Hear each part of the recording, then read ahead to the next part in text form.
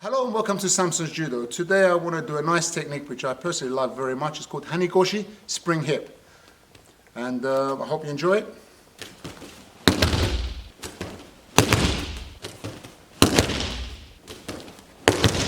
Okay, that was Hane Goshi, spring hip.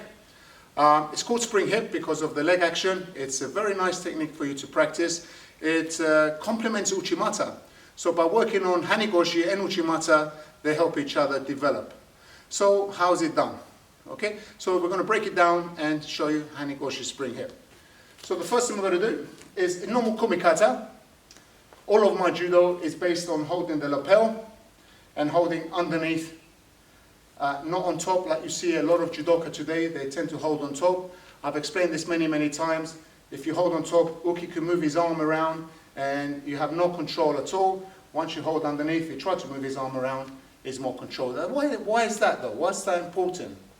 Because if I can control his arm, I can break his balance a lot more. If I'm holding up here, I haven't got the same control as holding underneath. And now with Hane Goshi, you need to break someone's balance very much. Now, Uchi's legs are apart. Everything works between the circle, inside, not outside the legs. Same with most forward techniques, Hara Goshi, Ogoshi, Uki Goshi, Uchimata. You need to be inside for gravity and breaking of the balance. So, different ways of doing it, but the first basic step is right toe to right toe, and then as you do that, elevate Uki up, lots of Kazushi, step right toe to right toe, leaving enough room behind you for the left leg to come in very close to Uki. Do not stop, you need to be very close, just like Uchimata. Because I need to bend forward to spring him up. So if you're far away, my balance will be broken. The further my leg is, the more bending action I've got. So it's very important to stay deep. So, right toe to right toe, up, left foot in, feed the right hip, contact to contact. So now we have Gake, which means contact in Japanese. Now, I'm still upright. What you mustn't do is bend forward, just like Uchimata. Your right leg will come onto his right foot here, just under the knee. Point your toes down. Don't kick like some people do. Point your toes, and this part of the foot on the side will just go along the side of the leg. And what I'm going to do with this is to push his leg outwards. Yeah, just push up. When I push his leg up and I bend forward, we're going to create the throw. So watch. Right, break the balance, left foot in, and as I bend forward, point your toes. Now this is the key thing with Uchimata. Do not, with Hane Goshi, my apologies. Don't keep your knee straight forward, because when you bend forward, it becomes Uchimata. One of the golden rules for Hane Goshi is to point your knee outwards. So you're in this position, to the side. Because as you bend down, your foot is used as a leverage to lift up. If it's straight, the leg will go between the legs, missing. So, right to right, Kazushi, left foot in, keep him on his toes, point your toes out, and then like Uchimata, head down to your toe, knee, then left, and Uki gets thrown beautifully. It's a depth technique. As I said, it's very similar to Uchimata, so you need to be very close.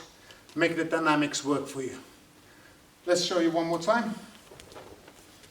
Right, Kazushi, left, and then from here, look the other way like most forward techniques. Look to the other direction, and then straight down to the ground, and then your leg will come up, point your toes, and then you'll be able to use your hip to throw with your leg. Now, there are two variations for this.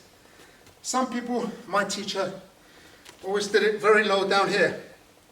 You could sweep low, or some people like to step in and put their foot high.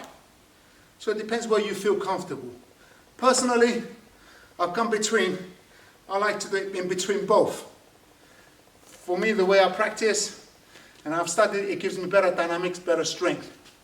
The higher the leg, you're dealing with gravity. Very low, your knee's actually on only 30% strength. But coming between, which is just by the knee, gives me 100% power. Try both variations and see, or three variations, Put your foot high, put your foot low, put your foot in the middle. They're both technically correct. It's just where you feel comfortable. Sometimes the leg comes very high. If you're very tall and you're doing it to a short person, then there's no need to put your foot very low. So we can adapt it and adjust it according to our build and our sizes. So Hane Goshi is a very technical technique. So here we have it again. 1, 2, throw. A beautiful technique can be done right side and left side. One other key point.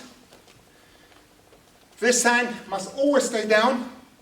Do not allow your arm to push up, because that makes me hunch over.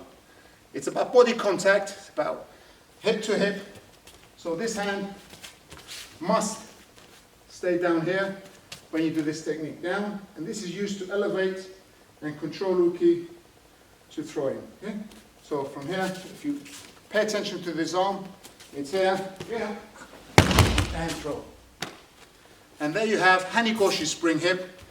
Beautiful technique. So hope you go and practice it and let us know what you think. Thank you.